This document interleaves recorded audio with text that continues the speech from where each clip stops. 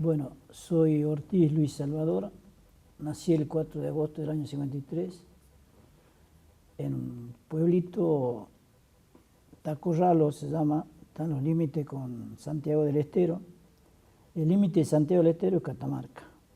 Y ahí nací en la villa, pero nosotros vivimos mucho más adentro.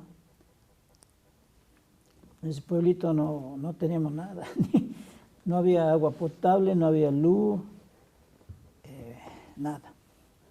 ¿Cómo Nos estaba? alumbrábamos con mechero, eso, queroseno, y las estrellas. Ahí nací. ¿Cómo estaba conformada tu familia, Luis? Mi familia se conforma con mi papá, el mismo nombre que yo, Luis Salvador, y el mismo apellido, por supuesto. Él también vivía ahí, mi mamá también. Mi mamá se llama Natividad del Jesús Figueroa. Le decía Nati o Lila. Y yo soy el mayor de 4 hermanos. Quien me sigue a mí se llama Irma Rosa. Nos llevamos 2 años entre todos. 2 años. Ahí cerca, ¿no? Después sigue mi hermano Ramón Antonio, que está desaparecido, que fue secuestrado, desaparecido, después apareció muerto. Y Tomasa del Carmen, la más chica. El que le sigue Ramón Antonio, ¿verdad? O sea, yo, Luis Salvador, Irma Rosa, Ramón Antonio y Tomasa del Carmen. Los 3 primeros nacimos allá en el campo, en su pueblito, y la más chica acá allá en la ciudad. Nosotros nos vinimos, mi papá se vino a buscar trabajo y todo aquel que viene del campo, lo primero consigue en la construcción. Y se hizo albañil. Después, al tiempo ya se vino mi mamá y ya nos vinimos todos a una casa de una... porque nosotros andábamos ambulando hasta que nos afincamos en un lugar. En la casa de una abuela, de una hermana de mi abuela. O sea, claro, abuela de mi hermana. No, ¿cómo es? Claro, tía de mi mamá. Vende esa tía a nosotros también. Ahí estuvimos un tiempo, yo no me acuerdo qué tiempo, qué cantidad de tiempo, éramos chicos. Después nos trasladamos a un pasaje que se llamaba, no sé por qué motivo, debe ser que, pero también prestado la casa esa. Consiguió mi papá que le prestaran, estuvo un poco tiempo ahí. Y después así trabajando él, un ingeniero le prestó una casa, una media hectárea en la ciudad, en la Madrid, Coronel Zelaya. Y ahí estuvimos casi toda la infancia. De ahí fuimos a la escuela. Terminamos, de ahí debemos haber vivido unos 10 años. Los 4 hicimos la primaria ahí, en la escuela Ciudadela. Y ahí uno tiene grandes recuerdos de la infancia, por supuesto, como todo. Mi mamá, como era al ser grande, que tenía animales, gallinas, cultivaba plantas. Me acuerdo que sabía vender para el Día de los Difuntos, así cuando alguien quería hacer un regalo, flores. Tenía una huerta grande. Vendía huevos también. Y como los padres de ella vivían en el campo, siempre traían animales. Y comíamos gallinas también. Después mi papá consiguió cuando yo ahí dejé la secundaria, yo ingresé al colegio Villaluján y dejé el segundo año, ya dejé, pues no daba para los estudios, parece. Mi papá consiguió trabajo en San José, que es otro pueblo, para el otro lado, digamos, para el norte, podría ser. Ahí estaban por iniciar un barrio, y ahí le dieron el trabajo a él y consiguió dónde vivir, dónde estar, así que ahí nos fuimos. Y de paso mi mamá cocinaba para los obreros. Bueno, ahí trabajamos y no sé cuánto tiempo ahí trabajamos todos, pues yo me puso ahí, habló para que yo trabajara ahí en la oficina como administrativo. Y después nos fuimos a vivir en Manantial ya. Y ahí ya nos afincamos. Eso ya era nuestro, así que Ahí compró mi papá un terreno e hizo la casita. ¿Y ya qué edad tenías más o menos ahí? Y ahí ya debe haber tenido unos 18 años, 17, 18, ahora vive en Manantial.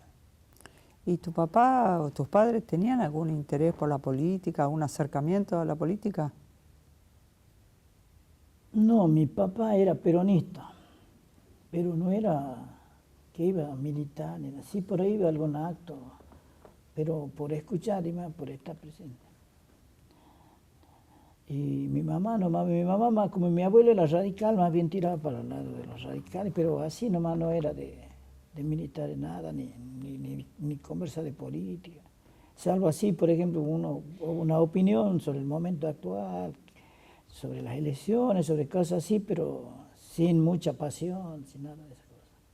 Era la ama de casa común, común digo yo, la que... ¿Y vos en qué momento empezás a tener la inquietud por la política? Y vos sé que cuando yo tenía 16 años, debe haber sido, vivíamos todavía en la Madrid con Eslaya, se llamaba, donde le habían dado esa media hectárea de tierra a mi mamá, a mi papá, le han prestado. El vecino, teníamos un vecino, él era peronista, pero más bien, digamos que medio peronista de izquierda, podemos decir así, ¿no? Y ahí un sector de ese peronismo se dividió del sector oficialista en unas elecciones. Y bueno, y él nos pidió que le repartamos volantes, y bueno, así comenzó. Y después, aparte, en esa época ya había toda esa convulsión venía de la protesta por los cierres de los ingenios con la dictadura de Onganía, muchas luchas estudiantiles. Eso me inquietó a mí, como a todo el mundo en aquella época, todos participamos en política de alguna manera, comenzamos a participar. ¿Quedaste militando en el peronismo? No, yo no milité en el peronismo, yo sí estábamos de acuerdo, porque... Los volantes, digo, eso sí repartía. Sí, pero no era partido justicialista, ¿no? Decía, era junta coordinadora de... El peronismo de izquierda. Algo así, algo no me acuerdo bien. Sí, lo acompañé, sí. Tengo mucho respeto por... Y después ya nos fuimos a Manantial y ahí ya me hice amigo de unos compañeros que también, después nos hicimos compañeros, porque éramos amigos, tenían ciertas inquietudes. Y un compañero que tenía familia del Partido Comunista, que toda la familia era del Partido Comunista. Y él le tiraba a acercarse al PRT. Y bueno, y eso, tenía más iniciativa y después fuimos como 4 compañeros amigos que después empezamos como un grupo de apoyo al PRT porque no tenemos contacto con nadie. Incluso nosotros, las primeras acciones, podemos decir, las hacíamos nosotros, redactamos nosotros, los volantes, hacíamos una estrella con la lapicera nosotros, pero aclaramos que no teníamos nada, no teníamos era como un apoyo al PRT, no teníamos vinculación con eso, hasta que en un tiempo nos vinculamos. ¿Cómo fue eso? Y porque ya debe ser que de algún lado ya veían, nosotros teníamos pintar todo el partido volante que poníamos de apoyo al PRT. Y un día un compañero que debe haber sido el encargado en Tucumán de empezar a buscar de nuevo los contactos, porque el PRT estaba diezmado antes de Cámpora, digamos, queda muy poca gente afuera, y después comenzaron a buscar nuevos contactos, y ahí nos contactaron a nosotros. Un compañero que está muy jodido, tiene Alzheimer, está muy grave. Todavía vive, compañero Cacho Ledesma, un santiagueño. Un día nos apareció en una bicicletita, porque él siempre se movía en bicicleta. Y bueno, ahí ya lo oficializamos. Ya no hacíamos los volantes nosotros, ya nos traían para repartir. Nosotros hacíamos únicamente cosas así que... ¿Cómo te voy a decir? Porque nosotros también estamos insertos ahí como en una agrupación barrial, así, más amplia, cosa, y bueno, ahí hacíamos volantes nosotros. Pero repartíamos eso y por la noche escondidas repartíamos los votos. ¿Y en el barrio, cuál era la tarea que hacían ustedes? Nosotros siempre hemos hecho tarea social en el barrio. Nosotros creo que nos empezamos a hacer amigos porque una vez hay una escuela sobre la ruta y muere una chiquita en un accidente, una chiquita que iba cruzando la escuela, vivía para el otro lado. Y fue muchísima gente, y bueno, ahí nosotros dijimos, ¿por qué no hacemos una medida de protesta para que pongan seguridad ahí? Y bueno, y la gente estuvo de acuerdo, y estuvimos ahí como unas semanas cortando la ruta. Pero no teníamos la suerte, digamos así, que no nos reprimieron, porque la chiquita era hija de un policía, de ahí de la zona, de ahí de la comisaría. Así que así estuvimos hasta que logramos que la comuna de la zona pusiera personal para durante las horas que entramos salían los chicos de la escuela. Y después nos pusieron una cosa esa grande, ¿cómo se llama? Para cruzar un puente, que no los cruza nadie porque son tan altos. Sí, como medida de seguridad. Y bueno, después cuando ya subían los colectivos, aumentaba el precio de los colectivos, enseguida juntábamos a la gente, nosotros invitábamos a la gente a participar. Por supuesto nosotros lo invitamos y después, por ejemplo, para negociar el tema del boleto, que teníamos que negociar con la empresa que iba, ya iba gente más grande, mayor que nosotros, 20 años, 19. ¿Cómo se llamaba la organización donde militabas? Nosotros primero no sabíamos cómo ponernos, después le pusimos Agrupación Democrática Popular de Apoyo al PRT. Esa era la que nosotros hacíamos los volantes. Y después la otra le llamamos Agrupación Barrial de Manantial. Una vez hicimos un refugio también, un refugio, ¿viste? Para donde para el colectivo, para que la gente no se moje. Y me acuerdo que lo terminamos y antes de no lo íbamos a inaugurar para el 1 de mayo. Entonces nosotros buscamos, éramos muy amigos de un cura de la zona que era tercermundista o acercado al tercer mundo, don Pedro Birmich, y lo vamos a hablar para que dé una misa. Y él nos dice, me acuerdo de clarito, ustedes están haciendo, me dice, lo mismo que los burgueses que tanto critican. Por cualquier cosa ya quieren celebrar misa. Y dice, no, eso no es. Y después lo vamos a hablar al cura, y él no entendió mejor que era más político. El cura dice, yo voy a ir, pero voy a dar un sermón. Y el 1 de mayo fue el cura, también tercermundista, ¿no? Pero un cura, muy buen cura, muy buena persona, muy buen militante, muy buen todo. ¿Tenían una buena inserción con los obreros? Sí. Ahí sí había, porque había unas fábricas ahí, varias fábricas, y éramos muy respetados, pese a que éramos jóvenes, ¿no? Eso me pregunto ahora, ¿por qué no? A veces salíamos a repartir volantes con la lluvia, invitándola a la gente, y salíamos con el paraguas, íbamos casa por casa, nos íbamos nosotros. Cuando en la legal, digamos así, ¿no? En la agrupación barrial de Manantial. Y decíamos, hagamos una asamblea para tratar tal tema, y la gente iba, mucha gente. Había mucha efervescencia política en esos años, muchas ganas de participar. ¿Recordás las fábricas que habían por ahí? ¿Cuáles eran? Y la fábrica estaba Suavegón, una fábrica de colchones ya cerrada. Después estaba una de especie, así comino, todas esas cosas, esas especies, también ahí en Manantial. Y después la destilería, ahora es la fábrica de levadura, nada más, y galpones, los otros porque lo alquilan a distintas empresas, digamos, de transporte que llevan carga. Entonces era una destilería de whisky, todas esas bebidas fuertes, aparte de hacer las levaduras, era muy grande. ¿Y estaban organizados, sindicalizados los obreros? Sí, pero eso ya era de ellos. Sí. Nosotros no nos metíamos con eso. Pero tenían, cuando ellos tenían una acción, alguna lucha, ¿ustedes la acompañaban? Sí. Incluso llegamos hasta acá, que estaba la San Miguel recién naciendo, que era muy grande, la citrícola. Vos te vas por acá, digo yo, siento que por allá, por la roca, viene por la ruta, después si pasa la roca y hace una curva, ahí estaba la fábrica. Ahí lo acompañamos, a veces la tomaban ellos la fábrica, yo me acuerdo que nosotros íbamos. Ya para esa época había ganado el Frente Antiimperialista por el Socialismo, con el macho que encabezaba el Macho Luna acá en Tucumán, no sé el sentido nombrar, y ellos del comedor universitario, es que ellos le traían la comida y ahí andábamos nosotros. Después al cura este, que yo te digo, el cura el otro cura, Pedro Birme, que nos dijo que no iba a la misa, él era cura, digamos así, del colegio de San Pablo, que es otro pueblo que está más adelante de Manantial. Y él creó un colegio ahí dentro de la iglesia, un colegito grande. Y creó, antes de llegar a Lule,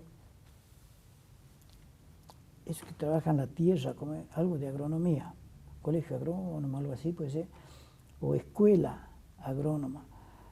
Iban los chicos a aprender a hacer hacían las huertas, todo eso.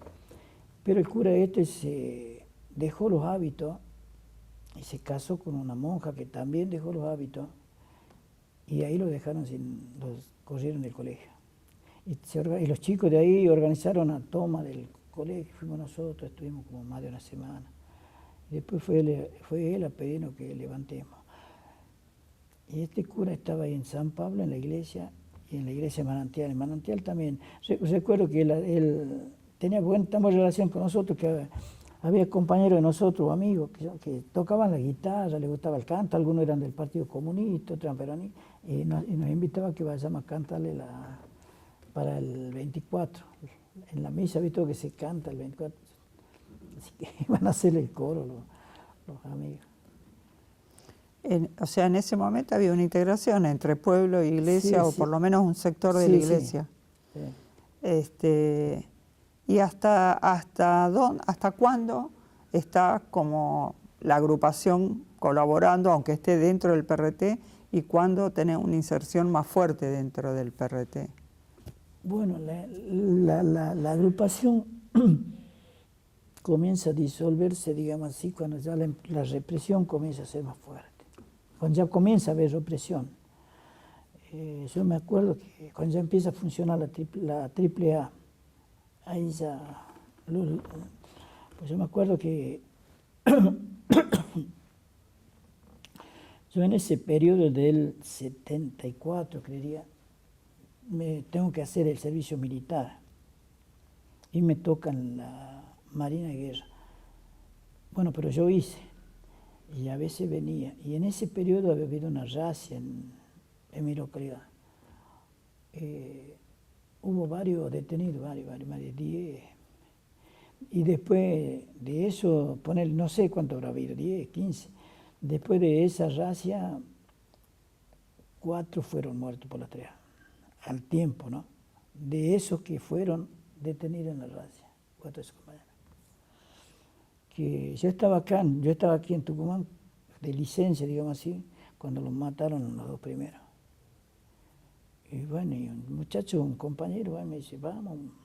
Yo sabía que podía haber policía ahí, pero bueno, no sé, queríamos despedirlo a la compañero. Y fuimos al velorio del chico, estaba destrozado. Lo sacaron un día antes y al otro día ya apareció, tirado ahí. Y después sacaron 2 otros para el bajo también. También había sido detenido durante la racia esa. Y el que lo fue a buscar y lo encontró fue el padre Pedro Birmich, el que te nombré hace rato. Y los trajo, tenía una furgonetita y los trajo. Y después el cura se fue, lo corrieron. No lo pudieron agarrar, se fue a deambular por ahí. ¿Cómo funcionaba la AAA acá? ¿Se movían en autos particulares, Sí. sin chapa, o tenían uniforme? No. A mí me dijeron que se movían en auto y se movían en camiones del ejército. Porque cuando lo sacan primero, era chico y tenía 17 años, que lo mata la AAA.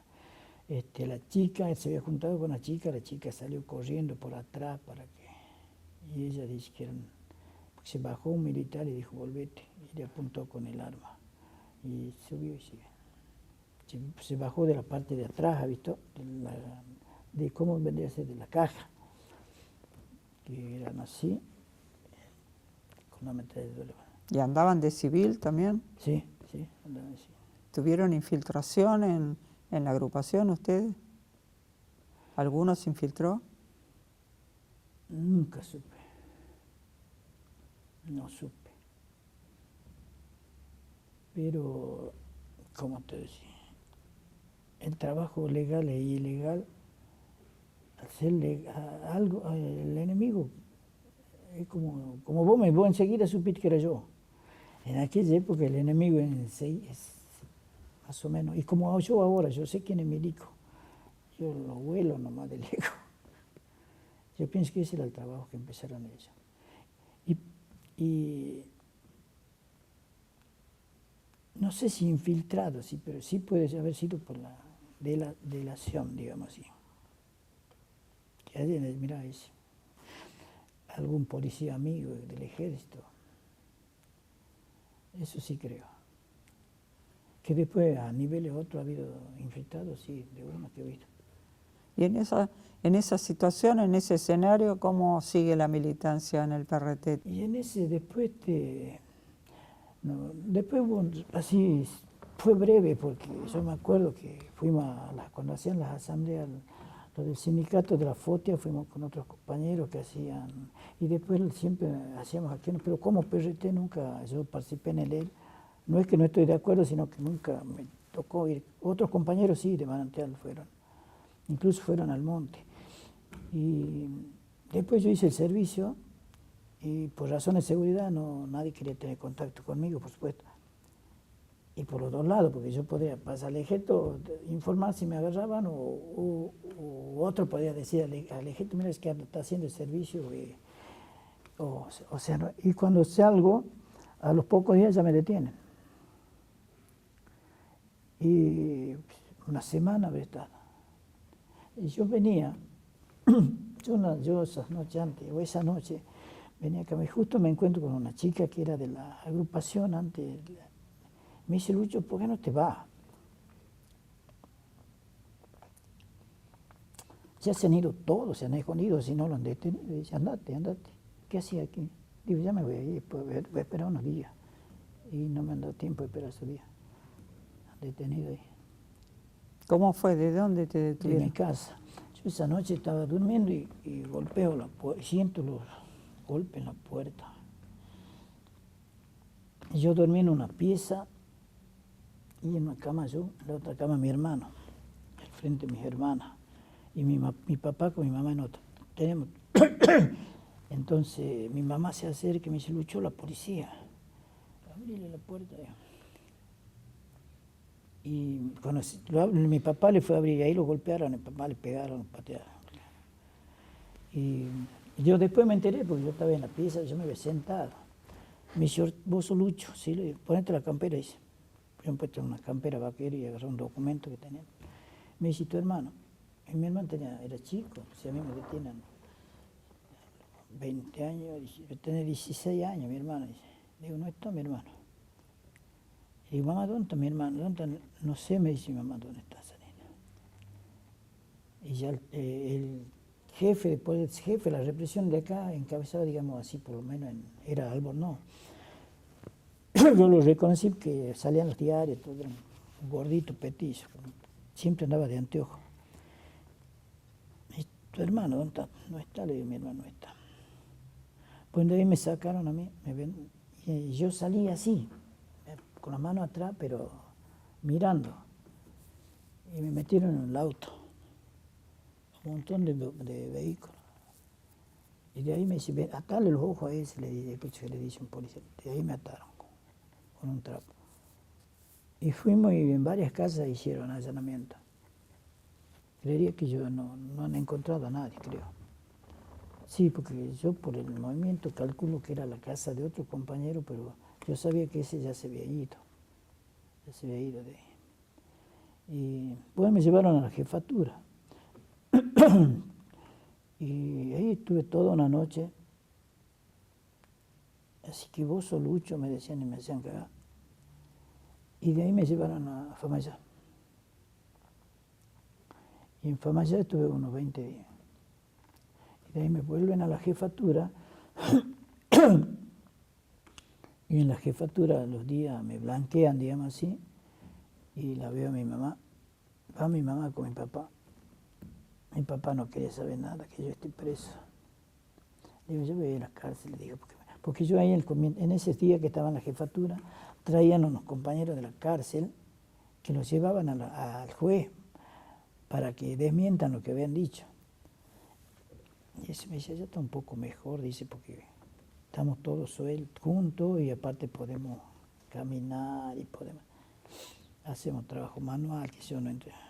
Entonces yo le digo a mi mamá, ya me van a llevar a la cárcel, le digo. Papá no quería creer. Mi papá y mi mamá era distinta. Y bueno, después me fueron a visitar en la cárcel. En la cárcel la verdad que ahí, dentro de eso estábamos mejor. En la cárcel eran pabellones así abiertos, ¿viste? Con camas empotradas, pero como los hospitales eran antes. Eran 4, y al frente, dividido por la tela, estaban los presos comunes en otra. Y ahí cuando yo llego en el 75, me acuerdo que el último, porque después mi hermano lo secuestran, el último recuerdo que tengo de mi hermano cuando me va a visitar. Nosotros para el 24, la fiesta, hemos hecho carteles que decía Feliz Navidad, qué sé yo, feliz, ¿no? Y habíamos hecho una tarjetita con hoja de cuaderno, porque en ese momento podíamos tener hoja de cuaderno, lápiz, lapicera, y que ahí representaba a José, María, el niño. Y le repartimos a los familiares. Yo no sé, guardaba uno, pero no sé qué se me lo ha hecho. Porque mi mamá guardaba todo, mi papá no quería saber nada. Y mi hermano me dice, ¿quién mierda va a ser feliz aquí? Y después, a los meses, después del golpe, los secuestran. ¿Qué edad tenía cuando los secuestran? 18. ¿Quiénes los secuestran? El ejército ya estaba el operativo de Independencia, claro, pleno acá. ¿Y de dónde? Estaba Bussi de gobernador, de la casa también. A mi hermano, cuando me detienen a mí, cuando va mi mamá a visitarme, yo le digo que lo buscaban al nenín, preguntaban, digo, decirle que se vaya, decirle que se vaya. Y nosotros tenemos un tío en Venado Tuerto, en Santa Fe, y se fue para ahí, se fue a vivir ahí mi hermano. Pero en esa época tenía que hacer el servicio militar a los 18 años, y él se ha venido a arreglar unos papeles y volverse, y ahí lo detienen. ¿Militaba tu hermano? No sé, yo no quiero decir que sí o que no, porque no sé, porque es como yo digo, cuando el 16 años, yo ya estaba haciendo el servicio, o sea, no tenía mucha relación con él, y después ya me detienen, o sea, que no sé, algunos dicen que estaba medio acercado a la juventud guevarista, otros que había ido un día a un congreso que hacía el movimiento sindical de base de Tosco en Córdoba. No sé, la verdad, no sé. No es que niegue, no es que esté mal si él militaba, tenía todo su derecho, sino que no sé. Y ahí en la cárcel, porque yo ahí no me enteré que mi hermano lo habían secuestrado. En la cárcel matan 2 compañeros. A uno le fragúan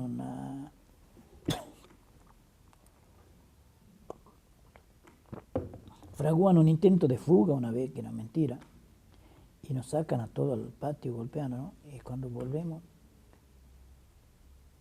notamos que faltaban 2 compañeros, y vemos mancha de sangre en los costados.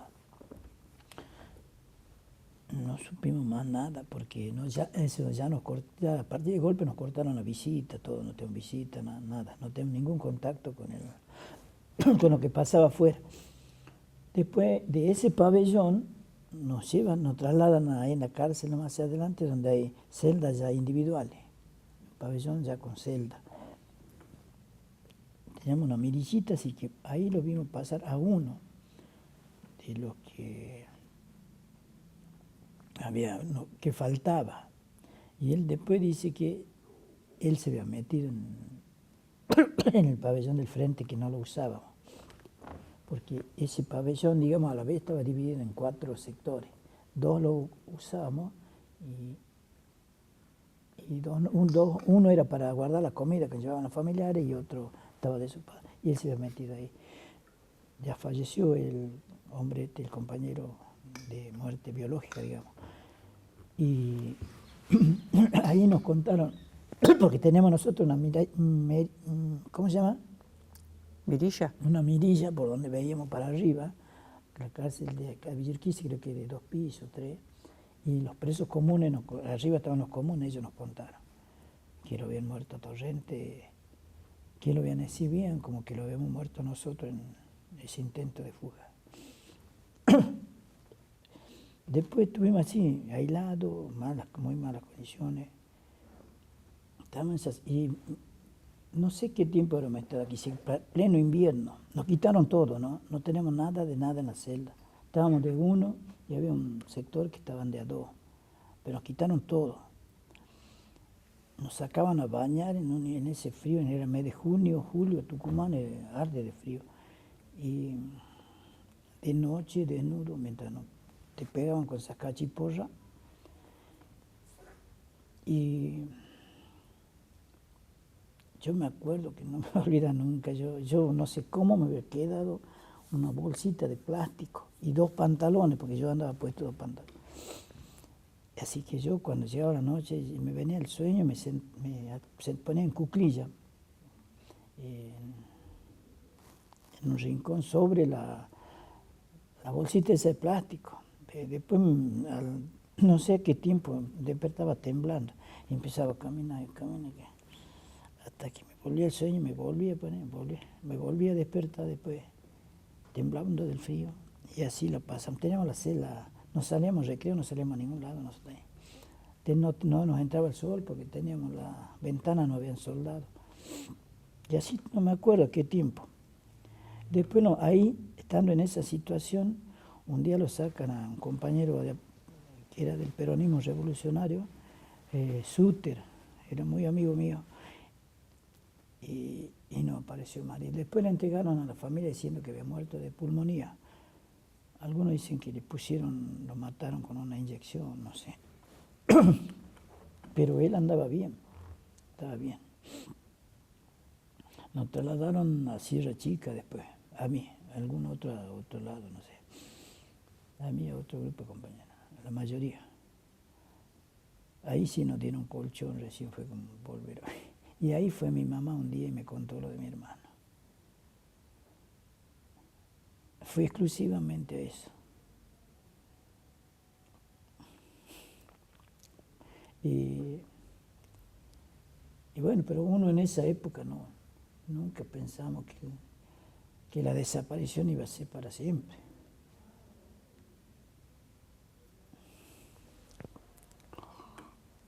Después de ahí estuve un tiempo y me llevaron a La Plata. Mi mamá fue muy la misma situación y aparte era muy, a pesar de que nunca se metió en política, pero sí tenía una cierta capacidad de, ¿cómo te voy a decir?, de razonamiento. Pues yo me acuerdo clarito el día que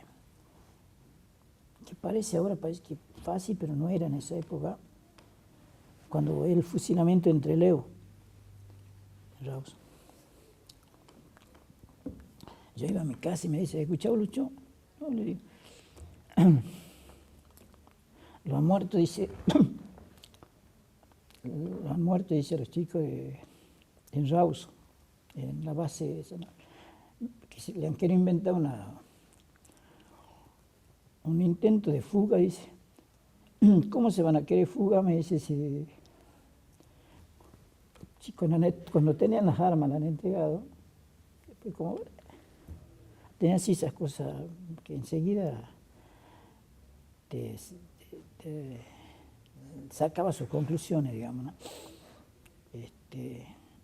Y mi papá cuando a mí me detiene, después cuando se cuenta a mi hermano, me cuenta a mi mamá que él tomaba mucho en esos días, en esa época.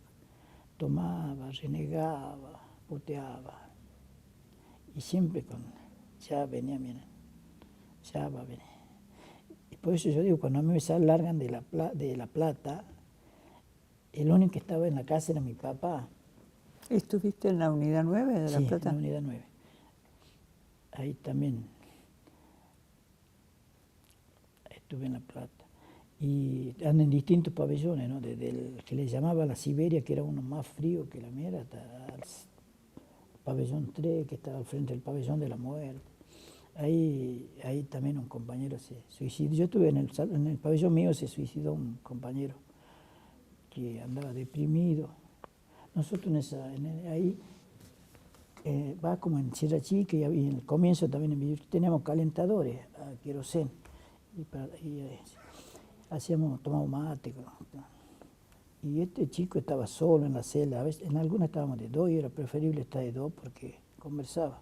Yo estaba solo, andaba deprimido. Y ese día nos tocaba, me acuerdo, el recreo. Y el recreo nos daban a nosotros, ya sea en un patio así chiquito, o nos llevaban a una canchita de fútbol. Ese día nos tocaba ir a una canchita. ¿Qué habrá sido canchita? Digo yo, una cosita así chiquita. Y llovía. Empezó a llover, entonces no nos dieron recreo. Y este muchacho se había envuelto en una colcha y se echó el queroseno y se prendió fuego. Y ha muerto así, quemado, asfixiado. Vivanco era la apellido del muchacho. Donde ahí me largan, cuando salgo de La Plata, y fue un día de visita. Y había un compañero que era de ahí, de La Plata, que estaba preso. Y tenía visita a la madre y le había dicho a la madre que nos espere, que salíamos para que nos lleve a la casa. ¿Qué fecha fue? Creo que fue todavía estaban los militares cuando yo salí. Ya eran los últimos. Él estaba en la guerra de las Malvinas ya también. 82. Más o menos 82, 83, sí. Y que decía que ya iba a salir Lucho con otros compañeros, que pregunte por Lucho. Entonces cuando abren la puerta y salimos, se me acerca un policía y me dice, Lucho Ortiz, sí, le digo. Digo yo, otra vez adentro. Me dice, lo esperan en la esquina. Yo levanto, voy por ahí. Camión del ejército. Vamos, le digo, no voy a ir solo.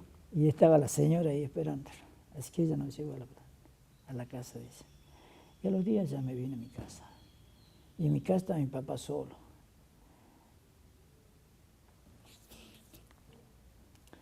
Y bueno, se alegró mucho mi papá, yo también. Pero yo ahora, con los tiempos, pienso que él se alegró mucho por mí. Y como se le reavivó la esperanza de que iba a volver mi hermano.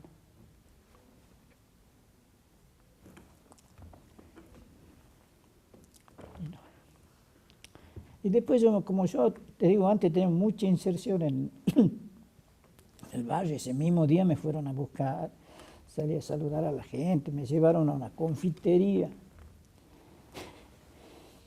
Después estaban de confitería, estaba tomando un vasito así de vino. Y fue mi hermana y me trajo de la oreja, que escribo, dice todo lo que salí a andar de nuevo.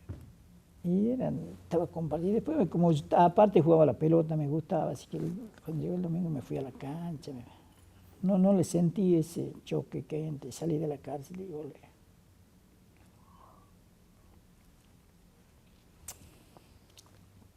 Y otra cosa que yo me fui dando cuenta, cuando yo salí, muchos compañeros me daban la dirección de la casa para que vaya a visitarle, le diga que también, que ya iban a salir todos. Me fui hasta La Rioja a hablarlo. Y mira, la casualidad, el que lo hablé es uno de los testigos en el caso de Milani. Ahora ya está viejito también, igual que yo. Y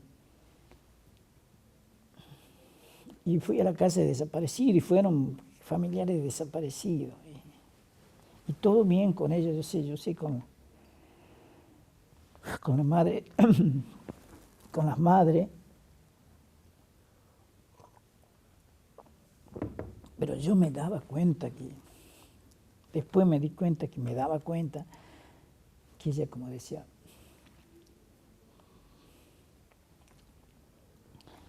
como diciéndome, yo te quiero, está bien, pero mi hijo.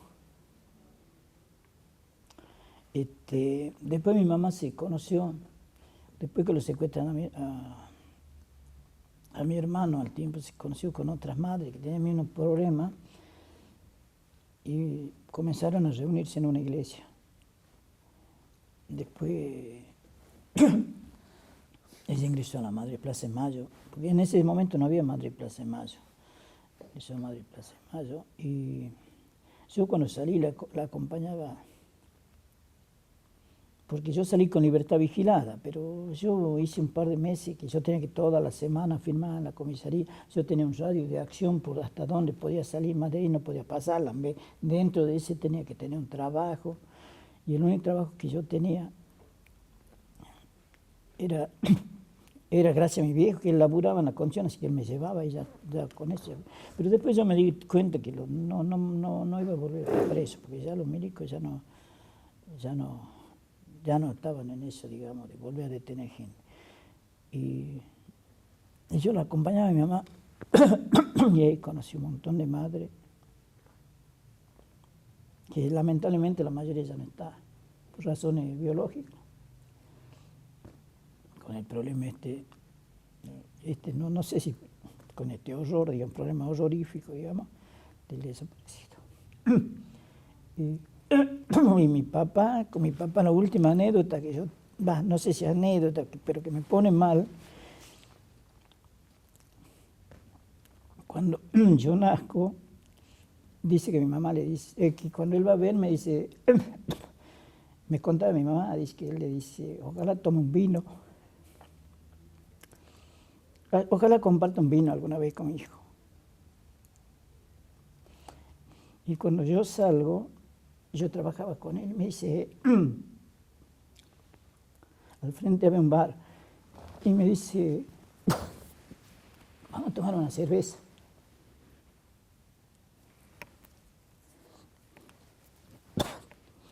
Y yo le digo, no, vamos a la casa, le digo, ahí está la mamá y tomamos con todo.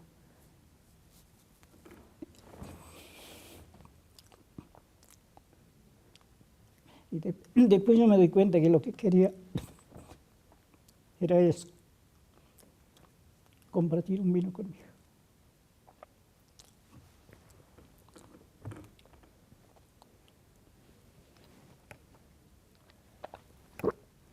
Ay, bueno, yo cuando salí, además de acompañar a la madre, me integré, digamos así, medio de afuera en el partido Intransigente. Y ahí conocí de nuevo a algunos que habían estado, compañeros que habían estado en la cárcel conmigo. Y bueno, después acompañé a la madre y ahora estoy en la escuelita de Famayán con la María. ¿El partido Intransigencia tenía bastante influencia acá en la región? No, más bien era un partido de clase media, digamos, estudiantil. No sé si llegaba a estudiantil, pero sí de clase media. ¿Y la conformaban de distintas vertientes? Sí, estaban compañeros peronistas, radicales, intransigentes. ¿Había compañeros del PRT también? Sí. Siempre hemos tenido nosotros, incluso antes, buena relación con Allende. ¿Y qué debates se daban para dentro del partido? ¿Intransigente? Sí. Y poco debate. Porque acá no era una fuerza grande, como te digo, sí se conversaba, pero más bien era a nivel, por ejemplo, como no tenía influencia en las fábricas, no era a nivel sindical ni nada, no había un proyecto del partido Intransigente serio, como no sé si lo había en Buenos Aires. Al venir de distintas vertientes radicales o PRT, peronista. Tampoco se daban grandes discusiones ni nada. Más bien el representante de acá, digamos que yo lo apreciaba mucho, era un tipo honesto, con ideas honestas, pero más de eso, digamos que no tenía una ideología firme para ningún lado. ¿Y en qué consistía la militancia de usted en el PI? Y por ejemplo, a las marchas, más de eso, o en el barrio, conversar así con algunos. O sea, de vez en cuando nos llegaba alguna revista de Buenos Aires, tampoco era muy. La prensa no era muy.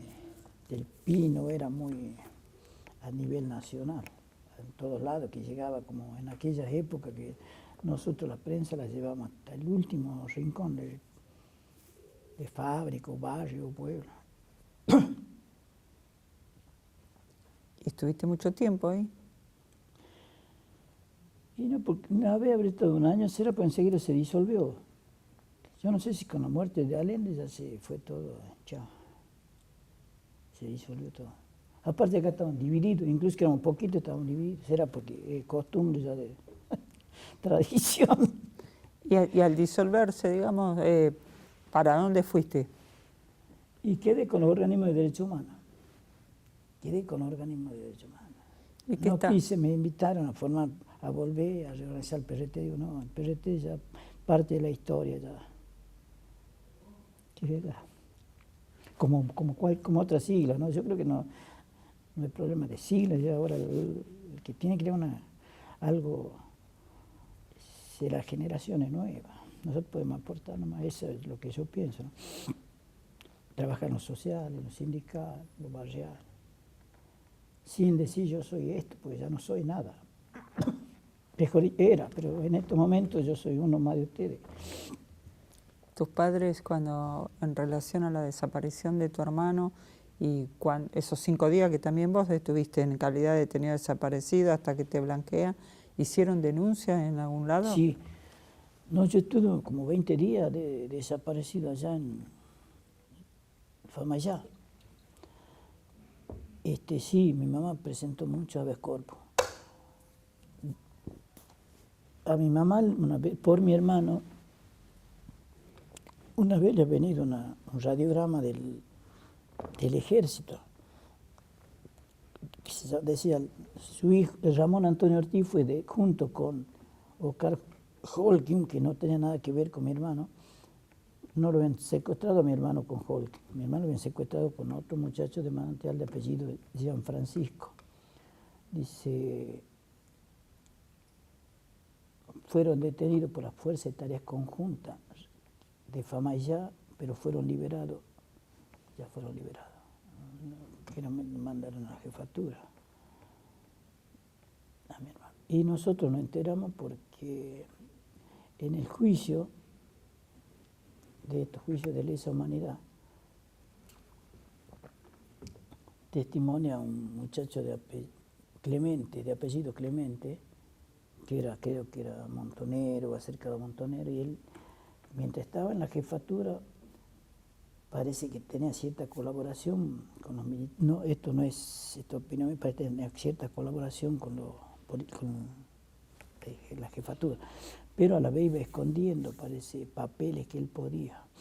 Y cuando el juicio, él mostró lo que todo detenido figuraba ahí, fulano de tal, ponerle si lo mandaban a la cárcel, daban la libertad o lo mataban, que se llamaba destino final.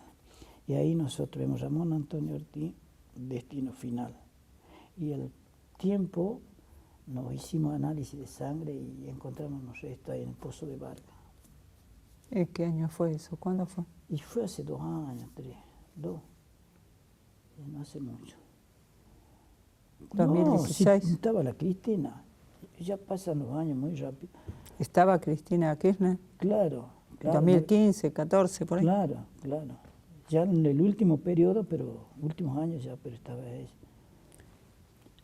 Luis, ¿declaraste en la CONADEP? Yo declaré en la CONADEP, hicimos la visita ocular a Famayá con la CONADEP después de la jefatura. Declaré en el juzgado, en los juicios eso, declaré en dos veces, una por jefatura y otra por la cárcel de Villa Urquiza. Y después declaré en la bicameral, creo que era la que formaban acá en Tucumán. Después declaré cuando nos visitaban los de Amnesty, de la SIG, todo el lado que pude. ¿Acá se hicieron marchas de la resistencia como se hacían en Sí, Buenos Aires? sí. Los primeros, a ver, sí, los primeros no duraban acá 24 horas como en Buenos Aires. ¿Cómo era? Duraban 2, eran ponele vos, de las 12 del mediodía hasta las 6, 7 de la tarde. ¿Y era en coordinación, o sea, con Buenos Aires, la misma fecha? Claro, sí, la misma fecha. Claro, porque acá estaba la filial de la Madre Plaza de Mayo, de la Marcha de la Resistencia. ¿Y cómo era la respuesta de la sociedad? ¿Había gente? ¿Los acompañaban o eran muy pocos? No, había al comienzo, digamos que era más gente de los derechos humanos, pero era un grupo bastante grande. Con los años se fue sumando mucha gente. Y ahora ya la marcha de la resistencia, acá prácticamente no se la hace, porque la única que queda como madre de Plaza de Mayo se va a Buenos Aires, participa en Buenos Aires. Acá la fecha convocante, digamos que es la del 24 de marzo. ¿Y participa mucha Sí, gente? mucha gente, de todas las organizaciones, de todos partidos. El anteaño pasado lo hicimos todos juntos. Este año ya creo que el Partido Obrero y otros partiditos se separaron, hicieron su propia marcha. ¿Cuántas organizaciones de derechos humanos hay acá? Y acá está la Asamblea por las Madres, la Asamblea Permanente, no sé si existe la Liga, no sé. Madre Plaza de Mayo, fundadora, y la otra madre. Hijo también ya medio poca participación tienen. Se dividieron, como todo acá se divide. El creo que ahora hay un grupo en el CAMIT, se llama, que trabaja en Pozo de Vargas, que nosotros trabajamos allá en la escuelita de Famayá. Y creo que eso. Entonces quiso formar hermanos de desaparecidos, me invitaron un par de veces, pero no funcionó un poco tiempo. Y Luis, en cuanto a las divisiones, como en el caso de hijos o en otros, ¿vos nos podés contar qué cosas los dividen, en dónde encuentran diferencias? Y sí, todos coincidimos en lo mismo, que el dolor, o el proyecto, o el sueño, coincidimos. ¿Y por qué nos dividimos? A veces me preguntan, todos me preguntan, los de distintos organismos, y digo, no sé, yo no estoy dividido con nadie, digo, porque no sé por qué se dividen. Ahí, y no sé, porque, más bien casi por razones, ni siquiera políticas, te diría yo, ¿no? Casi que ni razones políticas, porque no es una división, no es un partido político que puede tener diferencia con el otro partido. Es un organismo que se basa en el sufrimiento, digamos, ¿no es cierto? El tema de derechos humanos, que no vuelva a suceder, entonces todo, o por cada uno por la misma situación social que vivimos, que influye, debe ser. Pero tener que ser humanitarios, todos, por supuesto. Yo le decía a los mismos compañeros nosotros que a veces ponían a pelear con los de, bueno, a discutir, no, ese peronismo, digo, no, ¿qué te hiciste acá en este país? Uno será mayoritario, otro minoritario, pues hay lugar para todo. Pues. Yo siempre sigo digamos, nunca he sido yo de hacer diferencias, siempre me he estado unido con el radical, con el peronista, con el cristiano, le digo, porque si empezamos discutiendo con un cristiano que Dios no existe, por supuesto nunca vamos a llegar a nada. Digo, si le decimos al cura, vení, ¿por qué no hablas así? Aunque no estemos mucho, no coincidamos totalmente, pero sí en lo básico. Eso es lo importante. ¿Y cuál es tu mirada en función de la división que hay justamente a nivel social y político en Tucumán? ¿Y esa diferencia ideológica es radical? O sea, ¿en el medio hay algo o es bucismo, antibucismo? Mira, yo creo que acá lo único que en este momento convoca, aunque no estén organizadas así unitariamente, la Cristina, a nivel nacional, ¿no? A nivel provincial, no hay una figura que diga, bueno, yo lo voy a seguir a este, así, no piense como yo, pero en estos momentos necesito que esté él. No. Ni siquiera los peronistas con el partido, con el candidato peronista. Y yo lo voy a votar porque no me queda otra, por ejemplo, Mansur o Alperovich. Eso es a nivel electoral, digamos, porque aparte no hay otra, en estos momentos no hay otra posibilidad de nada. Y no hay nada alternativa así que no sea lo electoral. Y bueno, pero tampoco veo, como yo le digo, pienso yo, esto ya es una cuestión mía, no sé, pensando mal o bien, si aquí hubiese habido acá en cada provincia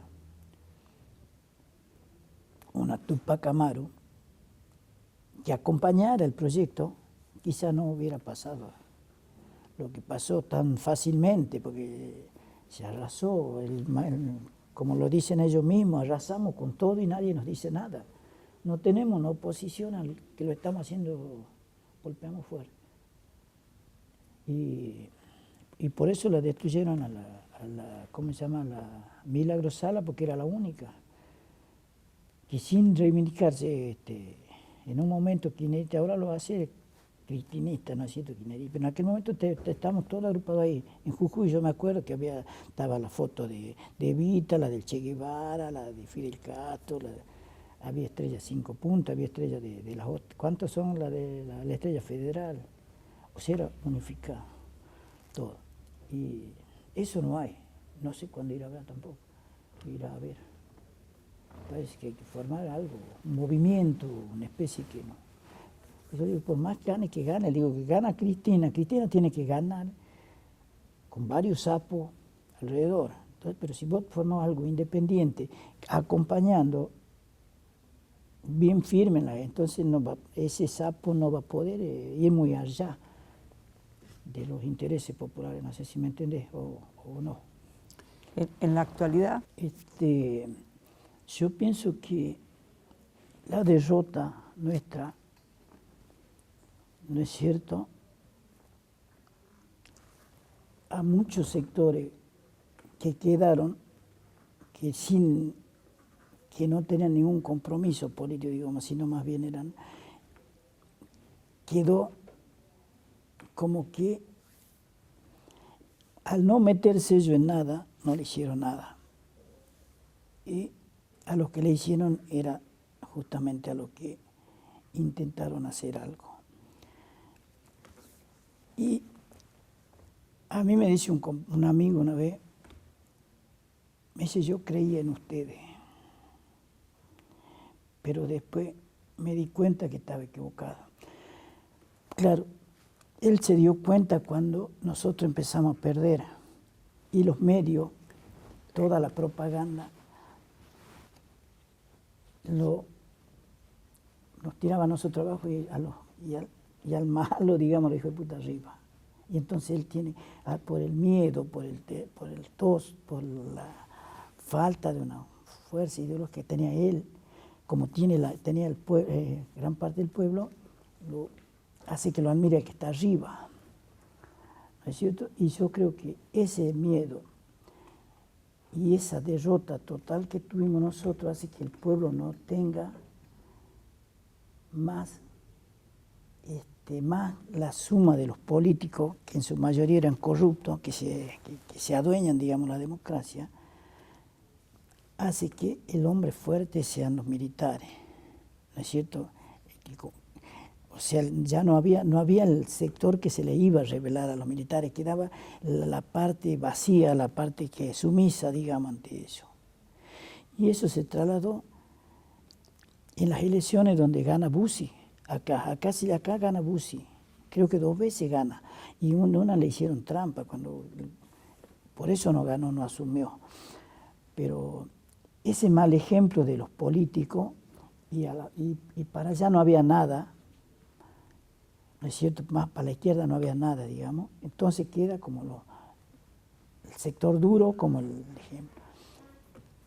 Y trasladado al día de hoy, eso continúa, no hay la gente común, salvo, como te digo yo, la Cristina y más que nada, porque nadie más, porque enfrentársele al Poder Judicial y a sufrir todo lo que ha sufrido. No hay otro ejemplo organizado que la gente, como la juventud lo vea como un ejemplo, digamos, para ello. No tiene nada. Entonces acá ha entrado la droga, que lo hace zombie a la gente. No tienen lento la delincuencia, provocado por los sectores de poder, porque hay delincuencia y droga porque a los poderosos los beneficia al imperialismo y a todo el mundo. Y entonces nosotros en un tiempo hemos quedado aislados, derechos humanos, todos hemos quedado ahí y seguimos aislados. Es muy triste eso. Y más el discurso del imperialismo que ejecutan más que nada ahora y todo eso de que culpa a los argentinos, estamos mal. Entonces, que yo lo he escuchado anoche, decía hablar a un tipo, culpa de el pobre, le echa la culpa a los pobres porque también es argentino los pobres. ¿Comprende? Entonces, todos estamos ahí como una cosa amorfa, se dice, ¿no es cierto?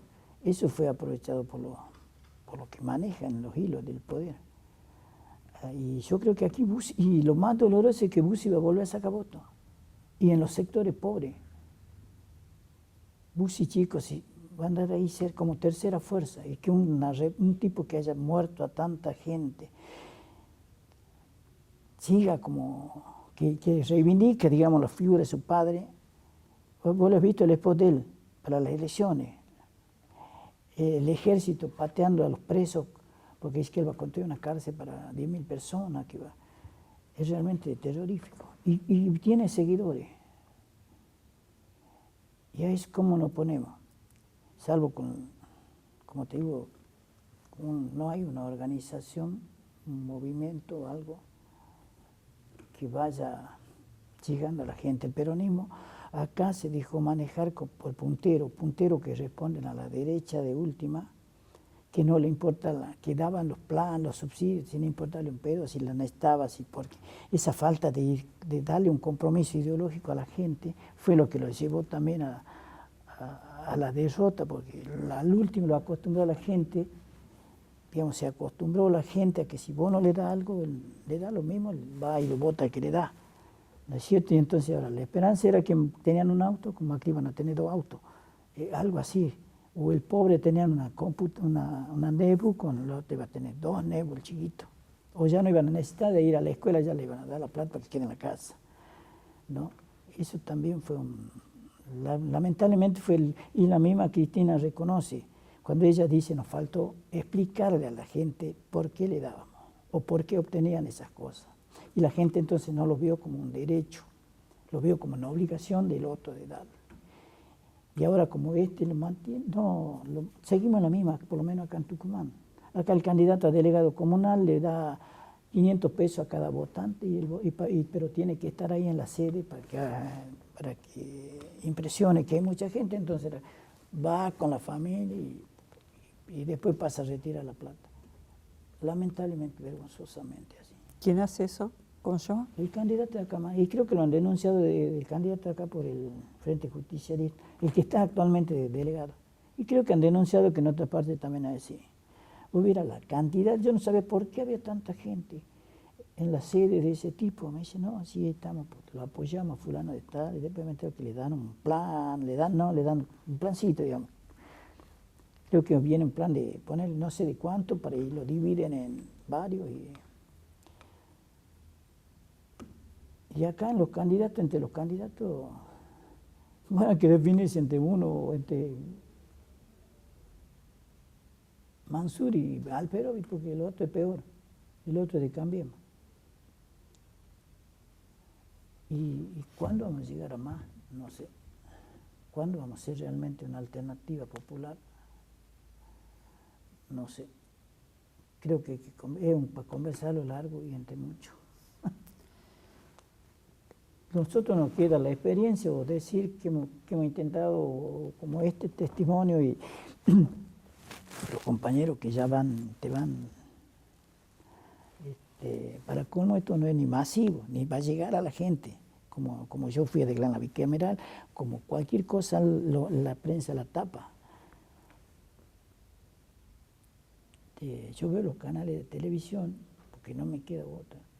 Y en uno están, porque ya no tengo aparte videocable, yo tengo los canales locales nomás. En uno hablan de la muerte de uno, el otro, cambio para el otro, que lo han violado, están todo el día con lo mismo. Pero no se discute cómo vamos a terminar con eso, sacando a los militares a la calle, la opción de algunos. En tu vida personal, que no hablamos nada de eso, ¿te casaste? ¿Tenés hijos? Yo cuando salí de la cárcel, al tiempo sí me casé. Y tuve el primer hijo a los 2 años. Y decía, ¿qué espera vos? ¿Con quién te casaste? ¿Cómo se llama? Cristina del Carmen Hernández, vive ahí cerca de mi casa, es 10 años menos que yo. Y tuvimos 3 hijos, tenemos 3 hijos. ¿Cómo se Vivimos llama? juntos. Ramón Antonio, no, Sergio Antonio, siempre me equivoco. Pues sí que una vez he ido, que a veces tanto me olvido, y yo poco le prestaba atención al estudio de mis hijos, a qué curso iban. Una vez me dice mi mujer, te hacen llamar del colegio, dice, el colegio de Sergio, que vaya, ¿qué habrá hecho él? Bueno, me voy. Pues digo, yo no sé dónde está. Bueno, preguntando la dirección, me voy a la dirección. Y me dice, ¿a quién busca usted? A Sergio Antonio, le digo, Ortiz. Bueno, no hay ningún Sergio Antonio. Sergio Alejandro, le digo, Sergio, perdón. Está Sergio. ¿Y a qué curso va? No sabía yo. Y ya me dijo, ¿puedo hablar por teléfono a mi casa? Bueno, me dice, sí, le digo, bueno, me dice el hombre, ¿qué no vive con usted los chicos? Sí, le digo, no me acuerdo. Y hasta que me lo han localizado y me voy a ver. Me dice, acá hay que venir con uniforme, sale la profesora y me dice, sí, le digo. Y él a su hijo andaba con una camisa pintada, con la lengua esa de los Rolling Stones, pero así grande. Digo, no ponga más camisa, digo, ponete otro, pues si no voy a venir yo otra vez. ¿Y el nombre de los otros hijos? Y el otro es Ramón, el que me ha traído es Ramón Antonio ese. Y el otro es, así me estoy olvidando. No, sí es Sergio Antonio el primero.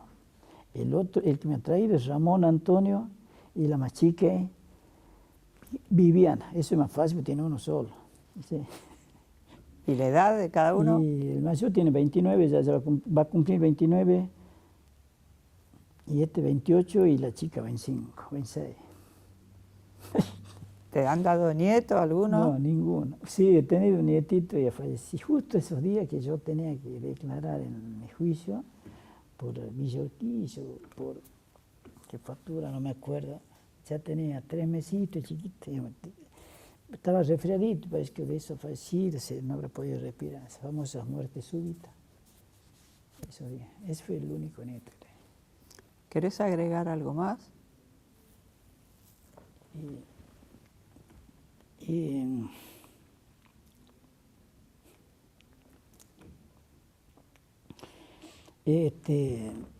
Y bueno, ojalá salga una generación